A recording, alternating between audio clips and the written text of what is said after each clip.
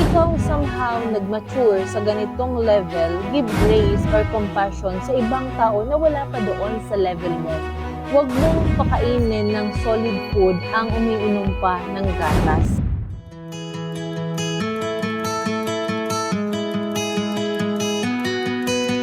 Hi everyone, welcome to Kairos Moments. So right now we're here at the Changi Airport in Singapore waiting for our flight. So maraming salamat sa Panginoon for the safe and travel and of course successful meeting as well as sa pag-attend namin ng anniversary. So we praise God for the opportunity. And lagi tayong magpapasalamat sa Panginoon sa lahat ng bagay na meron tayo sa ating buhay, sa ating family, sa business, and everything that has something to do with us. We give thanks and we praise God for everything. Let us not forget our God who gives us the ability to produce wealth. Deuteronomy chapter 8, verse 18.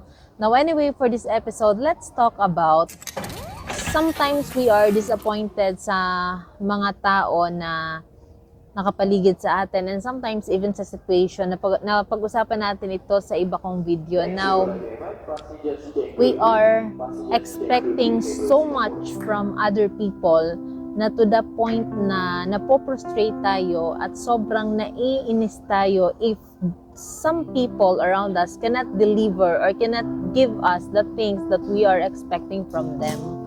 And also, we are expecting them to behave according to what we want and we're trying to shape other people according sa gusto natin.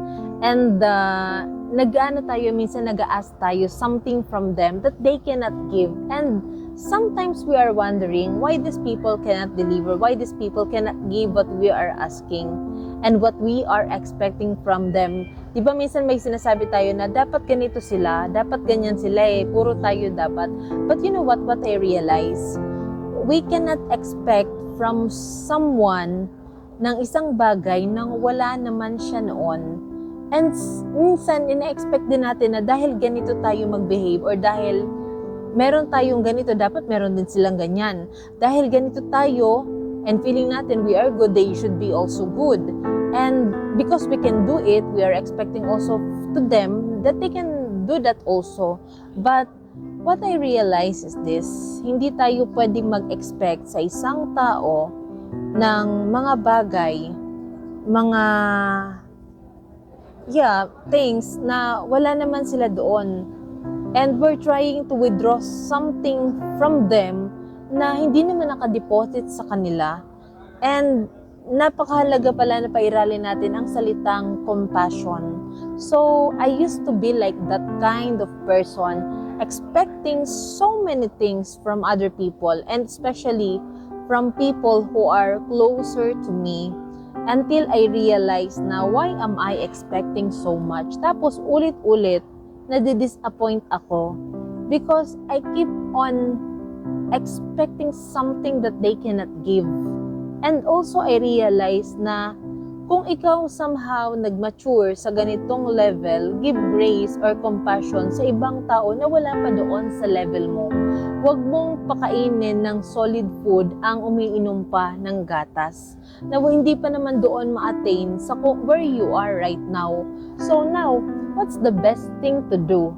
Proverbs chapter 3 verse 5 to 6, trust in the Lord with all your heart, lean not on your own understanding. In all your ways, acknowledge Him and He will make your path straight. Just keep trusting the Lord.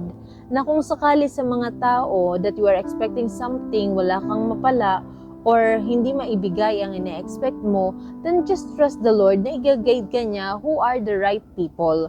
And also, can I also include this, that we should give more space for improvement, but not more space for mistakes. But we should always expect na ang tao magkakamali.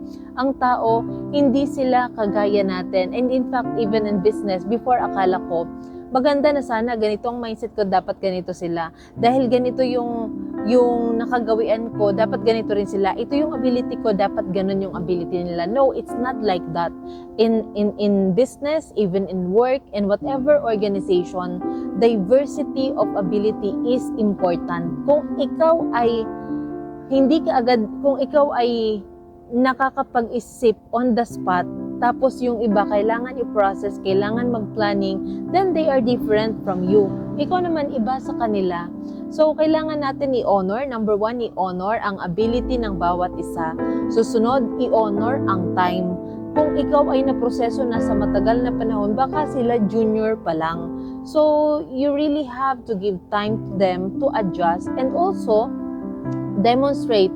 Don't just say it, but demonstrate. If you want them to learn, turuan mo. At the same time, i-demonstrate mo not just like sometimes what we're doing is to just we keep on saying but not acting on it.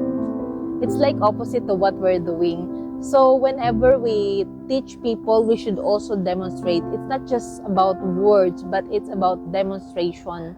So you see, let us not expect so much from other people. Kung tayo ay may kanya-kanyang ability, all we have to do is to understand them, pray for them, at the same time habaan yung ating pasensya, and we need to recognize the talent and the ability of each and everyone. Huwag kang mag-expect sa isang tao na gusto mo mag-withdraw, wala ka na mag-deposit. Also, even din sa atin, the Lord will not ask something from us that He did not deposit in us.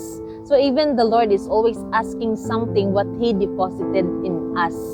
So you see, so the Lord is so gracious, the Lord is so compassionate. May we become also compassionate to other people. At the same time, maging mahaba palalo ang pasensya natin, maging mapagmahal tayo, maging mapag-unawa.